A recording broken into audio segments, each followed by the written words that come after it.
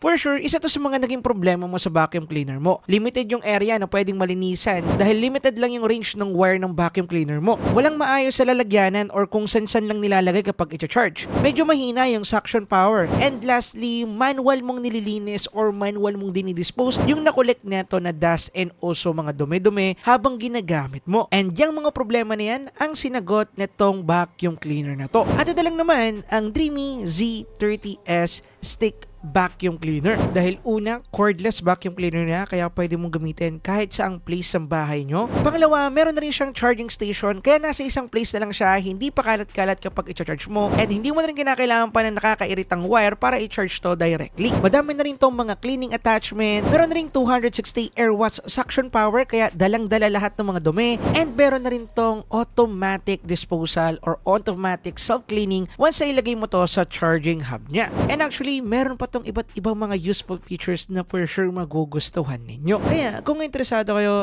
tara, pag-usapan natin. Okay, simulan muna natin sa isang mabilisang unboxing. Bale, kapag ating dito, same lang din ang mga Dreamy products na na-unbox ko before and same lang din ulit yung feedback ko again and again. Safe and secured na secured yung package natin, makakasigurado kayo dahil parang ayaw nang ipabukas yung box ito nung ina-unbox namin. Anyway, inside the box, una natin makikita dito is yung user manual na medyo makapal at for sure hindi mo babasahin. Next naman ay yung ating combination tool head attachment. Then sumunod naman dyan is yung ating soft dust brush head attachment. Then followed by accessory mount. Then sumunod naman dyan is yung ating extension rod. Then meron na rin tayo ditong extra dust bag. Sumunod naman dyan is yung ating hub mount. Followed by motorized mini brush head attachment. Next naman ay yung ating illumination soft roller. Then followed by vacuum main body. Then last ay yung ating charging hub / dust collection hub. And that's pretty much it. Medyo madami yung laman pero yeah, madali lang naman tong i-setup. And speaking of setup, pag-usapan na rin natin kung paano to i-setup. Actually, parang the same lang din ng mga normal stick vacuum cleaner natin pero with a twist ng konti. Dahil nga, meron tayong charging hub. Syempre, kinakailangan natin itong iposisyon sa area na kung saan malapit sa outlet para isaksak yung ating charging hub. And then after nun, common setup na lang sa vacuum cleaner natin, which is maglalagay na lang tayo ng extension rod and then next dyan ay yung ating mga head attachment. So dito sa case to, ang nilagay ko dito is yung ating illumination head attachment, which is a good head attachment lalo na kung maglilinis tayo sa floor. Then after nyan, i-attach lang natin yung ating vacuum cleaner sa charging hub, then good to go na tayo. And dito pa lang sa part ito, na-eliminate natin yung problema na saan ko naman ilalagay itong vacuum cleaner na to. Nasagot na agad siya sa part na to. But syempre, walang kwenta yung mga ganyang features kung hindi effective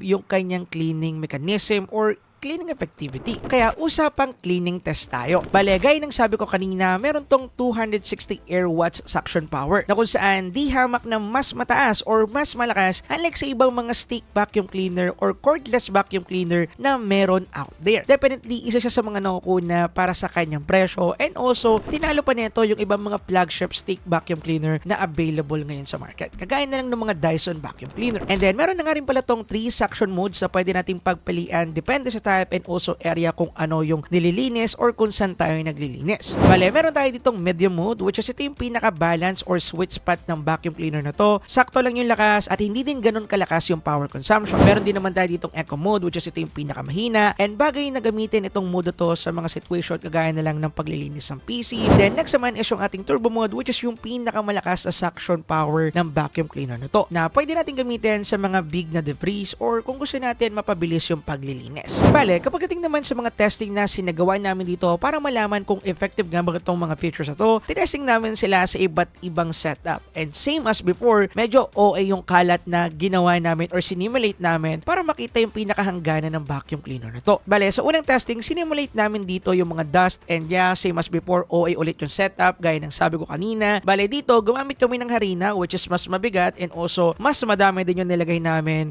And uunahan ko na kayo para sa mga magte-testing, wag nyong gagamitin yung harina kapag itatry natin siyang i-testing sa gantong vacuum cleaner. Mahirap kasi siyang linisan and also medyo nagbubuo-buo siya after. Pero minsan nakikita yung testing, yakang-yaka niyang sip-sipin lahat. Yan. Nga pala, naka-medium mode tayo nang ginagawa namin yung testing. As you can see, higop lahat kung saan ako dumaan. Kitang-kita natin yung marking which is nice at wala halos natirang debris. Isa to sa pinaka-nagustuhan ko sa kanya. And nagustuhan ko nga rin pala yung roller na ginamit nila dito dahil hindi halos nagkaroon ng dumi after namin isagawa yung testing na to. dito. And after din ng bunch of cleaning session na ginawa ko dito behind the camera, halos hindi pa dumudumi yung roller neto. Then, sa second testing naman namin, tinesting namin to sa medyo buo-buong mga debris. And habang ginagawa namin yung setup, nabasag yung glass na lalagyanan nung tumigas na dried garlic na nilalagay namin sa floor. So, ang endpoint, ito yung naging overall testing natin at dito naman papasok yung pinaka-nagustuhan ko rin na features dito or tinatawag nila na 140 degrees illumination na kung saan magpa-flash to ng ilaw using LED and 140 degrees angle para makita natin yung mga nakakalat na mga tiny na dumi sa sahig natin. And sa case nga namin, mga bubog to. And alam naman natin kung gaano kahirap maghanap ng mga bubog after merong mabasag kasi yung iba dyan sobrang liliit pero using this feature, as you can see, nakita agad namin kung nasan yung mga bubog at nalinis agad namin to. Actually, yung worst scenario na pwede mangyari kapag hindi natin nakuha yung mga bubog, yung mga maliliit na debris na to, pwede mapahamak yung mga kasama natin sa bahay, lalo na yung mga bata na mahilig maglaro. And isa tong scenario na to na aksidenteng nangyari na naging reason kung bakit ko nagustuhan tong feature na to at nakita ko yung importance niya, which is for me napaka-helpful. And actually, hindi lang naman bubog yung pwede nyo makita, pati yung mga alikabok na hindi natin basta-basta makikita sa mga floor, makikita natin gamit to. Nga pala, nagustuhan ko nga rin pala yung design neto dahil supported na neto ang edge-to-edge cleaning. Na kung saan walang magiging problema sa mga singit-singit dyan gaya na nakikita ninyo dito. Binibasic niya lang yung pinaka-corner na kung saan dyan madalas merong naiipon ng mga alikabok at dumi. Dito, yakang-yaka niyang linisin. Anyway, tinesting nga din pala namin to sa mga mahihirap linisan gaya na lang ng office chair or gaming chair ninyo. And as you can see, nagkalat talaga kami sa gaming chair na to. Bale, dito papasok yung part na pagpapalit ng mga head attachment na napakita ko naman sa inyo kanina na pwede nating palitan.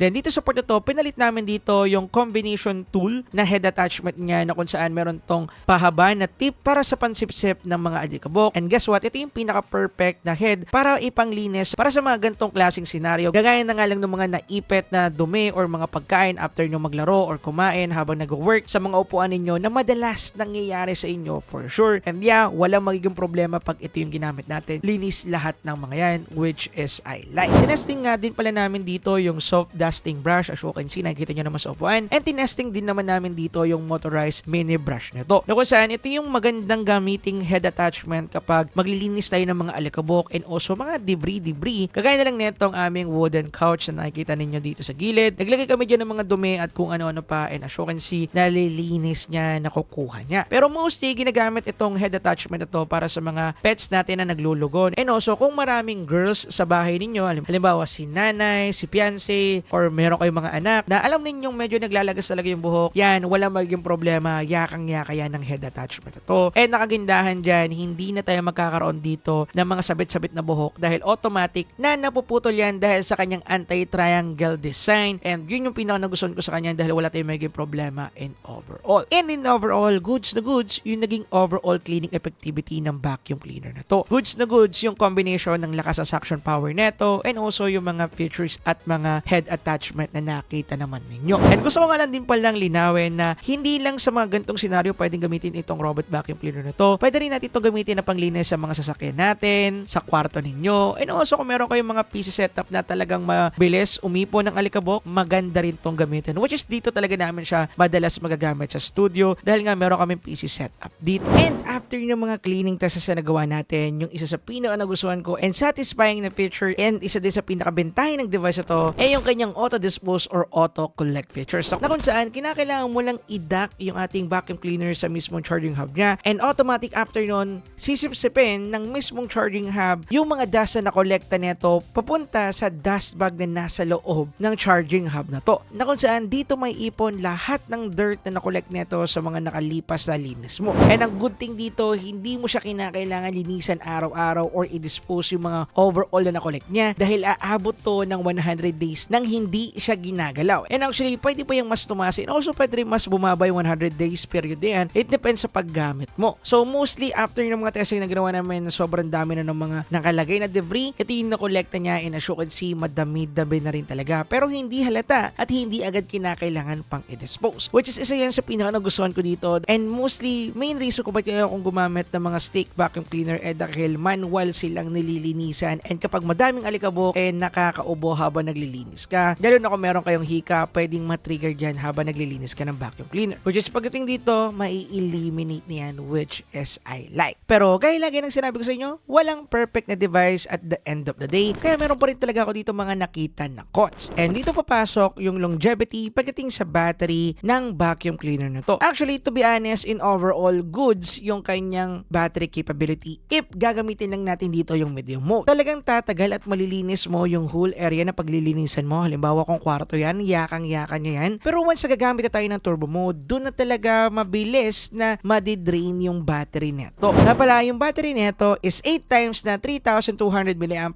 battery capacity, pero take note, maliliit na battery lang yan na nakapalibot sa loob ng vacuum cleaner na naka-series para ma-increase yung voltage niya up to 25 to 30 volts, which is the main reason kung bakit nasuportahan nito yung engine na ginamit sa kanya para maibigay sa atin yung 260 air watts suction power na nakita natin kanina, which is a good thing. Pero gaya nga nasabi ko, pag gagamitan natin dito yung turbo mode, dun talaga mabilis madrain yung battery natin. So, mostly goods yung ating medium mode, pero meron talagang mga moment na kinakailangan natin i-activate yung turbo mode. And dito na rin papasok yung isa sa naging nitpicks ko dito na naging trade-off ng charging docking station style na pag-charge nila, which is, mabagal na pag-charge ng device. Based sa advertising ni Dreamy, aabot ng 4 hours yung overall charging time neto from 0 to 100, which is for me, totoo yan dahil based sa mga gamit ko dito, kapag na-reach ko na yung 50%, charge ko na siya at inaabot din talaga ako ng oras para ma-full charge ulit ito. So yes, medyo matagal talaga siyang i-charge. Pero gaya nga ng sabi ko, mabilis lang naman siyang malobat if gagamitin natin yung turbo mode. Pero kung hindi naman natin gagamitin yung turbo mode, all goods naman siya. So bihira nyo rin naman siyang i-charge kung ako yung tatanungin. And gaya nga ng sabi ko, isa talaga to sa mga trade-off ng mga vacuum cleaner na naka-docking station style, which is hindi na naman natin maikakaila talaga. But at the end of the day, goods yung naging overall performance nito, napakita ko naman sa inyo. And ang good thing dyan, naka-sale din siya currently. So kung gusto nyo bumili, ilalagay ko po yung link dyan sa description down below. And for me, worth it yung pressure niya if mabibili natin in promo price. Kaya check down below.